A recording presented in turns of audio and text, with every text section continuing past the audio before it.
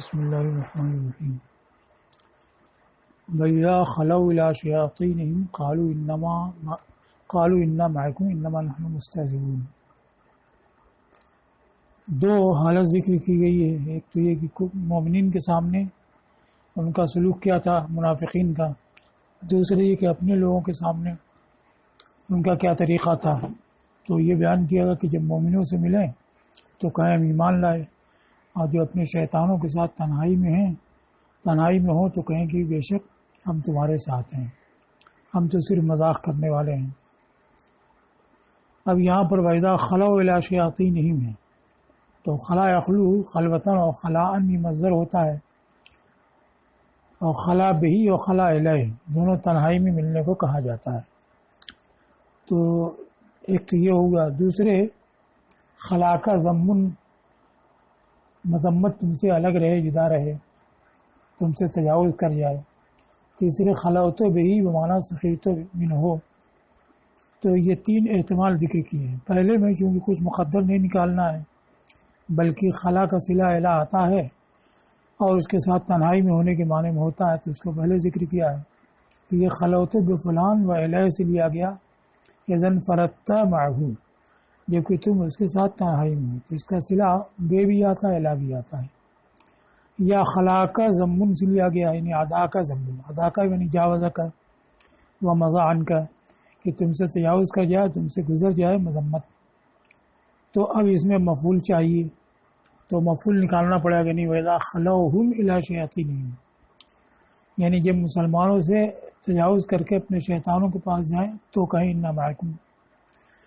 تیسرا یہ کہ خلوت بہی بمعنی سخیرت منہ سے لیا گیا ہے، تو جس کا صلہ با آتا ہے، جس کا معنی ہوتا ہے مذاق کرنا، تو یہاں بھی نکالنا پڑے گا وَإِذَا خَلَوْا بِهِمْ، پھر اِلیٰ شَيَاطِینِهِمْ، جو اِلیٰ آیا تو انہا کے معنی کی تضمین کی وجہ سے، یعنی پہنچانے کے معنی کی تضمین کے لیے، یعنی ان سے مذاق کریں، اس مذاق کو اپنے شیطانوں کے پاس پہنچاتے ہوئے۔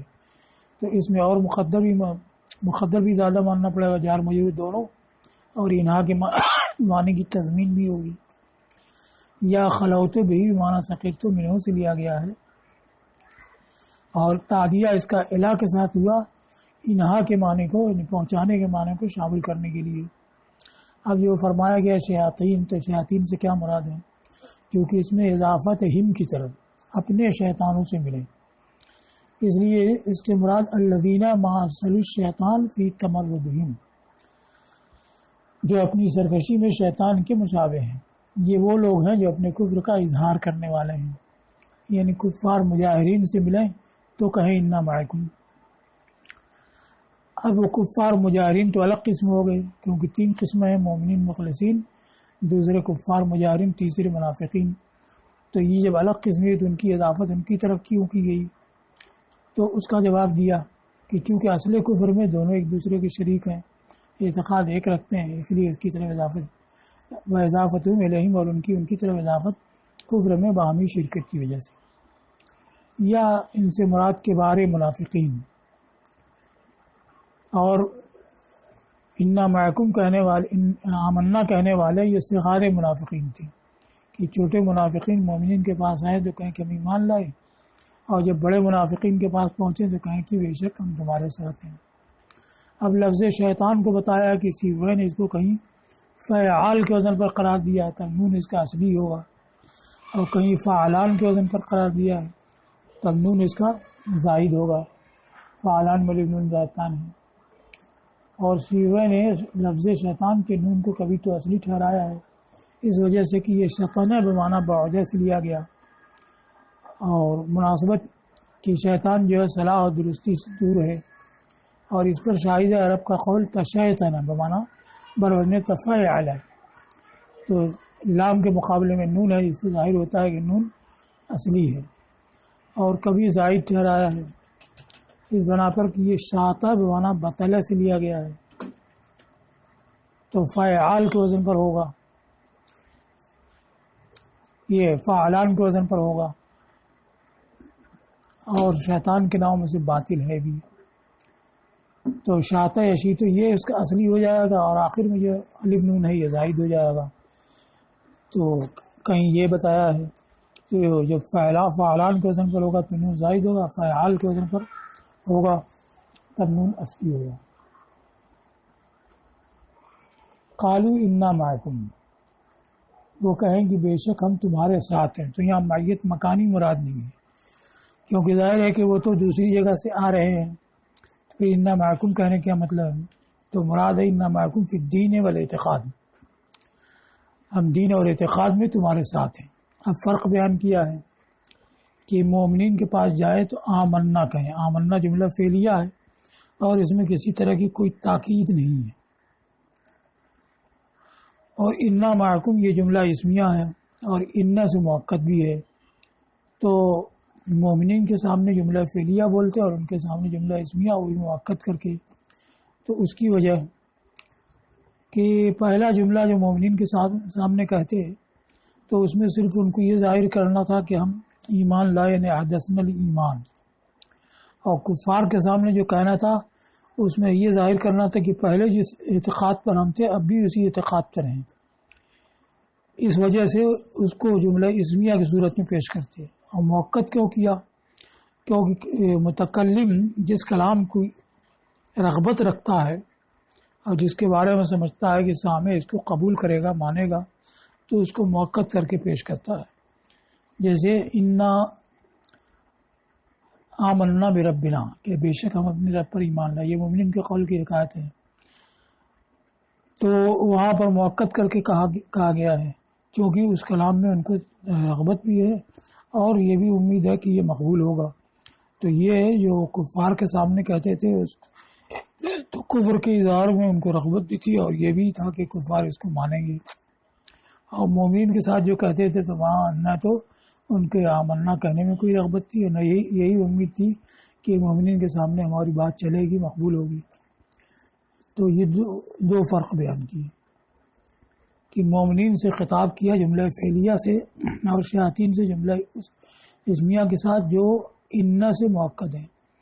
اس لیے کہ پہلے سے یعنی مومنین سے جو کہا اس سے ان کا قصد ہے احداث ایمان کا دعویٰ، اور دوسرے سے ان کا مقصد ہے تحقیق ثباتہم علی ما کانوا علیہ، ان کے ثابت رہنے کی تحقیق اسی دین پر جس پر کہ وہ پہلے تھے.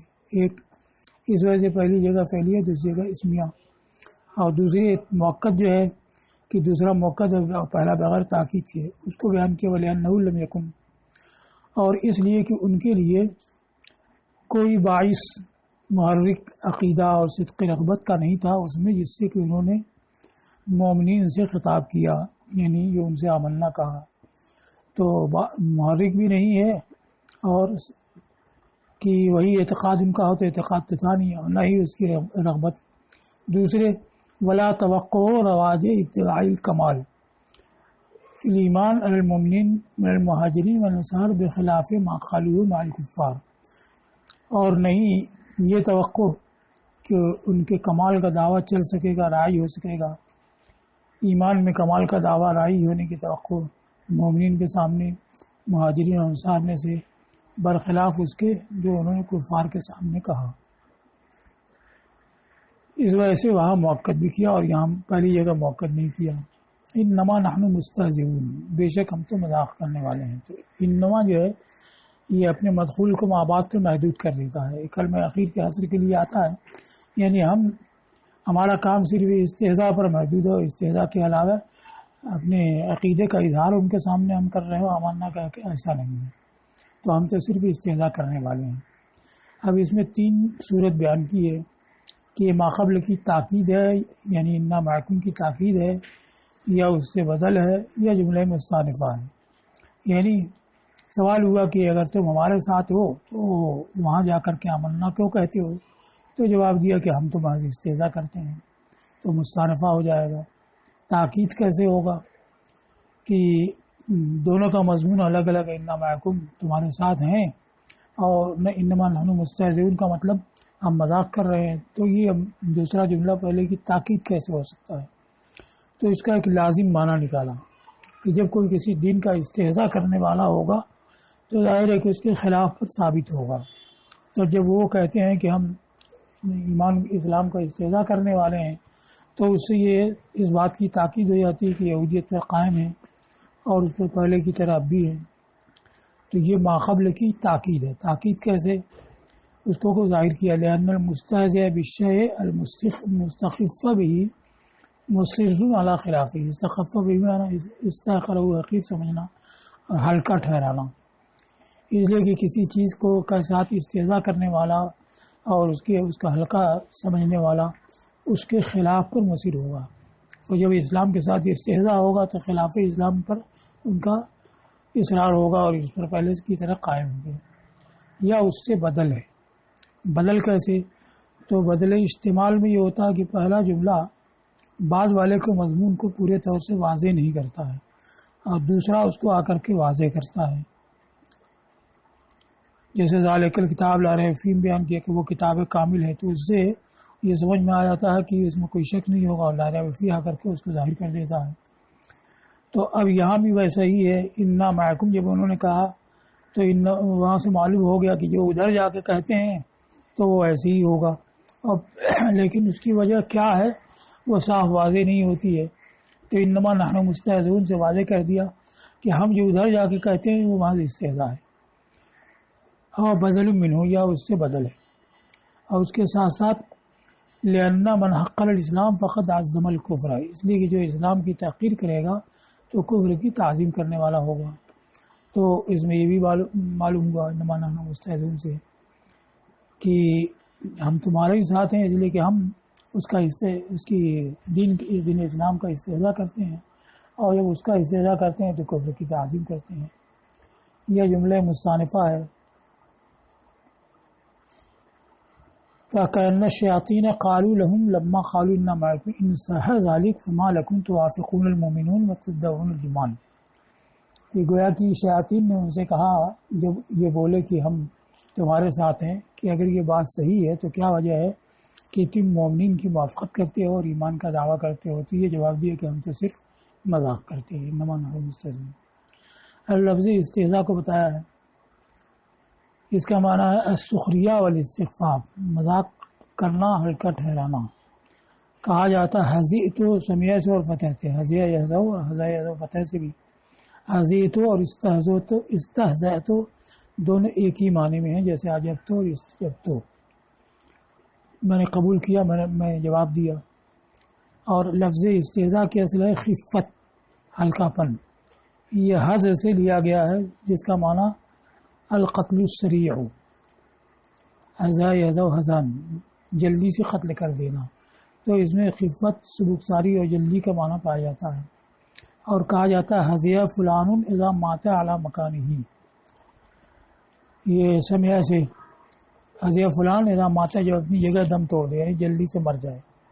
اور بولتے ہیں ناقتہ تہزئ بہ، باب افعال سے توزئ ای تسرع و تخف، اخف یخف افعال سے.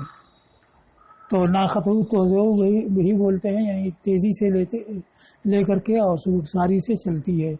تو تیزی اور خفت کا معنی اس میں ہوتا ہے. اب اس کے رد میں اللہ یستہزئ بہم یہ فرمایا گیا، اللہ ان سے استہزاء فرماتا ہے. تو ایک تو یہ کہ استہزاء سے کیا مراد ہے، استہزاء کو ہنسی مذاق کرنا، اللہ اس سے منزہ ہے. دوسرے یہ کہ پہلے کے طور پر تو یہ ہوتا کہ جیسے انہوں نے کہا انما نحن مصلحون تو رد میں فرمایا کہ الا انهم المفسدون. اور جب انہوں نے کہا الا انؤمنکم آمن الصفاء تو رد میں فرمایا کہ الا انهم الصفاء ولکن لا یعلمون. تو یہاں بھی ہوتا کہ الا انهم المستهزئ بهم، مگر اس سے الگ یہاں دوسرے طریقے سے فرمایا کہ اللہ یستہزئ بهم. اور فصل کے ساتھ یہ کلام آیا ہے تو اس کی وجہ آگے بیان کریں گے. اب یہ استہزاء کا اصلی معنی مراد نہیں ہے. تو مراد کیا ہے؟ یہ چار معنی بیان کیے. ان کے استہزاء کا بدلہ دیتا ہے، یا ان کے استہزاء کا وبال انہی پر پلٹاتا ہے، یا ان کو ذلیل و خوار کرتا ہے، یا یہ کہ تمثیل کے طور پر ہے کہ استہزاء والے جیسا معاملہ کرتا ہے. یعملہم معاملۃ المستہزئ. پہلا یجازیہم علی استہزائہم، ان کے استہزاء کو ان کو بدلہ دیتا ہے. اب اس کی تعبیر استہزاء سے کیوں ہوئی؟ تو تو اس کو کہا کہ استہزاء کے بدلے کو استہزاء سے موسوم کیا گیا، جیسے سیئہ کے بدلے کو سیئہ کہا گیا، جزاء سیئۃ سیئۃ مثلھا، کہ برائی کا بدلہ ویسی ہی برائی ہے، تو بدلے میں جو ہوگا وہ تو سیئہ نہیں ہے مگر اس کی تعبیر سیئہ سے ہوئی، یا تو مشاکلہ کی بنا پر۔ مشاکلہ علم بدیع میں اس کو کہتے ہیں کہ ایک لفظ دوسرے کے ساتھ واقع ہو لفظاً یا تقدیراً تو دوسرے سے تعبیر کر دی جائے، جیسے دناہم کما دانو، یعنی جزیناہم کما فعلوا۔ تو اب یہاں استہزاء کے ساتھ واقع ہوا تو اسی لفظ سے، حالانکہ یہ استہزاء کا بدلہ ہے، جزا ہے، لیکن جزائے استہزاء کو بھی استہزاء کہا گیا، یا تو لفظ کے ساتھ مقابلے کے لیے، یا مشابہت کی بنا پر، اور لکونہ مماثلا لہ فی القدر، یا اس وجہ سے کہ یہ مقدار میں اس کے مشابہ ہے، کہ جیسے سیئہ کا بدلہ سیئہ ہوتا ہے تو سیئہ اسی کے مشابہ ہے، اسی یعنی پہلے نے جو فعل کیا تو اسی کے فعل کے مشابہ اور اتنی ہی مقدار میں ہوتا ہے، اس لیے اس کو سیئہ کہا گیا۔ تو ویسے ہی یہاں ہو تو اس میں استعارہ ہوگا کہ مشابہت پائے جانے کی وجہ سے سیئہ کی جگہ سیئہ کا اطلاق کیا گیا، ویسے یہاں مشابہت پائے جانے کی وجہ سے استہزاء کی جگہ جزائے استہزاء کے لیے استہزاء کا اطلاق ہوا۔ دوسرا کہ یرجع وبال الاستہزاء علیہم، رجع لازم بھی ہوتا ہے، متعدی بھی ہوتا ہے، اور یرجع بھی ہو سکتا ہے، استہزاء کا وبال انہی پر پلٹاتا ہے۔ تو اب دونوں فرق ہے، ایک تو یہ ہے کہ انہوں نے استہزاء کیا اور اس استہزاء پر ان کو جو سزا ملنی چاہیے وہ سزا باری تعالیٰ ان کو دیتا ہے، یا یہ دوسرا مطلب یہ ہے کہ جب کوئی کسی کے ساتھ استہزاء کرتا ہے تو اس کا مقصد ہوتا ہے کچھ ضرر پہنچانا، تو جو ضرر وہ مومنین کو پہنچانا چاہتے ہیں وہ مومنین پر ان کو نہیں پہنچتا، بلکہ اللہ تعالیٰ اس کو انہی پر لوٹا دیتا ہے۔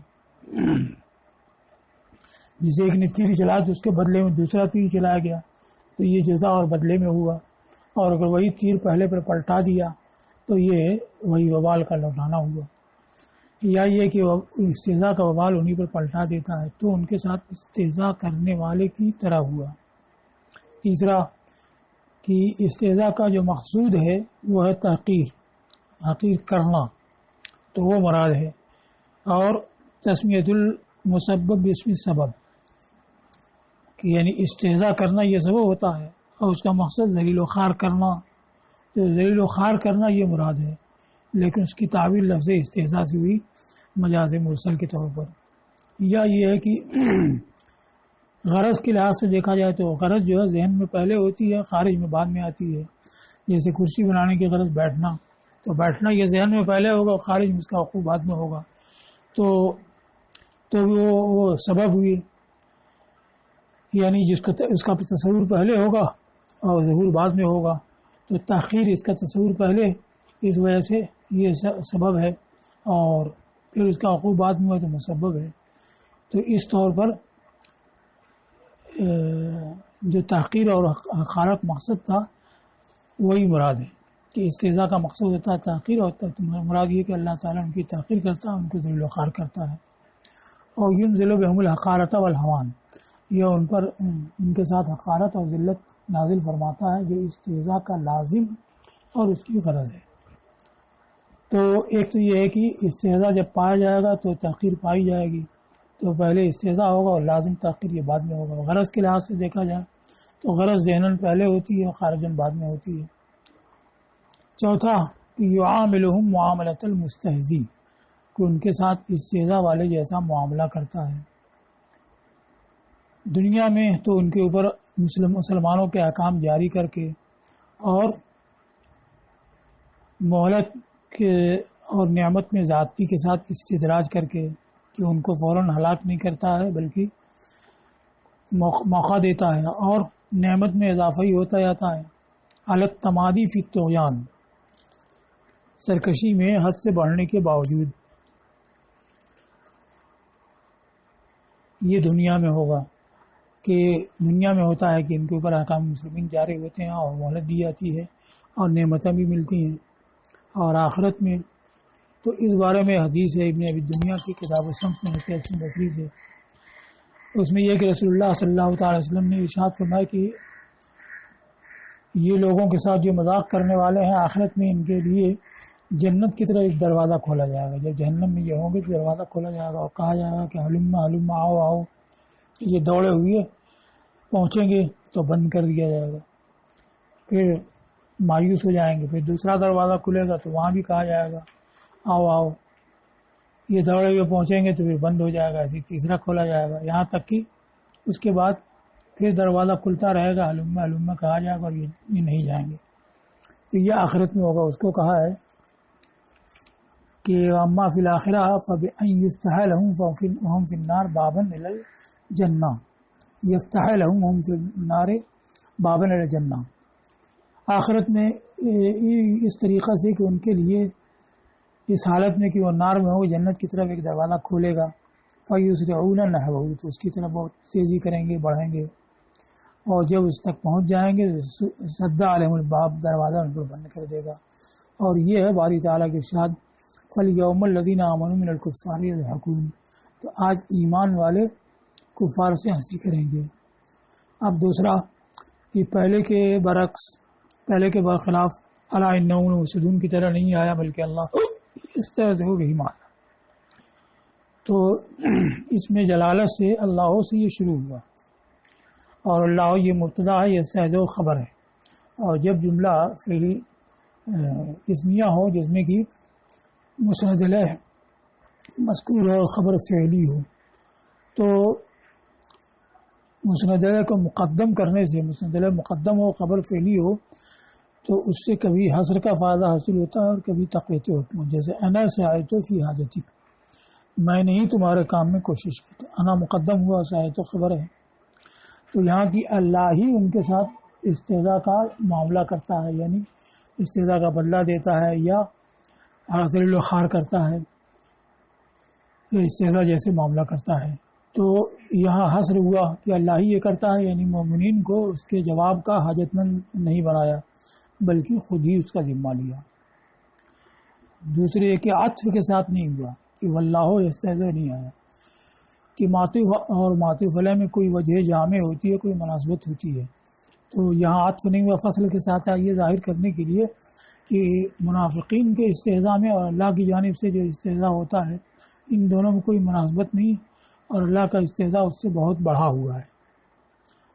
تو یہ دونوں وجہوں کو ایک ساتھ بیان کیا ہے. وَإِنَّمَا اسْتُؤْنِفَ بِهِ اس کے ساتھ یعنی جملہ سے یہ لفظ اللہ سے استیناف ہوا اور عطف نہیں ہوا تاکہ یہ بتائے. تو مسند علیہ مقدم اللہ استہزاء اس سے حصر کا فائدہ ہوگا تو یہ ظاہر ہوگا کہ اللہ تعالیٰ ہی ان کے بدلہ دینے کا ذمہ لیا اور مومنین کو ان کے معارضے کا حاجت مند نہیں بنایا. ایک دوسرا وَأَنَّ اسْتِهْزَاءَهُمْ لَا يُبْهَ یعنی بغیر عطف کے کیوں ہوا اس کی وجہ یہ وَأَنَّ اسْتِهْزَاءَهُمْ لَا يُبْهَ بِهِ فِي مُقَابَلَةِ مَا يَفْعَلُ اللَّهُ بِهِ. اب ہے یا بہو کی طرح پرواہ کرنا حیثیت دینا. تو یہ بتانا کہ ان کا استہزاء کوئی حیثیت نہیں رکھتا ہے کوئی اس کا اعتبار نہیں ہے اس کے مقابلے میں جو اللہ ان کے ساتھ کرتا ہے. ما یفعل اللہ بہم کا کیونکہ چار معنی استہزاء کے بیان کیے ہیں. ایک ہے بدلہ دینا دوسرے وبال انہی پہ پلٹانا اور تیسرا ذلیل و خوار کرنا اور تیسرا مستہزی جیسا معاملہ کرنا. تو ما یفعل اللہ کے تحت سبھی آ جائیں گے اور یہ بتانے کے لیے کہ ان کے استہزاء کا کوئی اعتبار نہیں ہے اس کے مقابلے میں جو اللہ ان کے ساتھ کرتا ہے. یہاں تک ہو گیا. پھر اللہ مستہزئ نہیں فرمایا ان کے کلام میں. تو انما نحن مستہزئون اس میں فاعل تھا تو اس کے مقابلے میں یہاں بھی اس میں فاعل آتا لیکن بجائے اس میں فاعل کے فعل مضارع آیا. کیوں کہ فعل مضارع قرینے کے ساتھ استمرار تجددی کا افادہ کرتا ہے یعنی اللہ کی طرف سے ان کے استہزاء کا بدلہ یا ان کو ذلیل و خوار کرنا یا یہ بار بار ہوتا رہتا ہے. تو یہ فائدہ اس میں فاعل سے نہیں حاصل ہوتا بلکہ فعل مضارع سے حاصل ہوتا. اس لیے بجائے اس میں فاعل کے فعل مضارع استہزاء آیا. اب اس کو لعل سے بیان کیا ہے کیونکہ یہ کوئی منصوص ہے نہیں کہ یہی وجہ ہے. اور شاید کہ اللہ مستہزئون بہم نہیں فرمایا کہ ان کے قول انما نحن مستہزئون کے مطابق ہو جائے. ایمان اس بات کی جانب اشارہ کرنے کے لیے کہ اللہ کی جانب سے استہزاء یحدث حالا فحالا ویتجدد حینا فحینا یہ ظاہر ہوتا رہتا ہے ایک حال میں یا پھر دوسرے حال میں اور تازہ ہوتا رہتا ہے وقتاً فوقتاً اور واقعی کے لحاظ سے بھی اللہ کی سزائیں ان کے اندر ایسی ہی تھیں، جیسا کہ ارشاد فرمایا وَلَا يَرَوْنَ أَنَّهُمْ يُفْتَنُونَ فِي كُلِّ عَامٍ مَرَّةً أَوْ مَرَّتَيْنِ، کیا وہ دیکھتے نہیں کہ ان کو فتنے میں ڈالا جاتا ہر سال ایک بار یا 2 بار۔ اب اس کے بعد یہ ہے وَيَمُدُّهُمْ فِي طُغْيَانِهِمْ يَعْمَهُونَ۔ بس کریں۔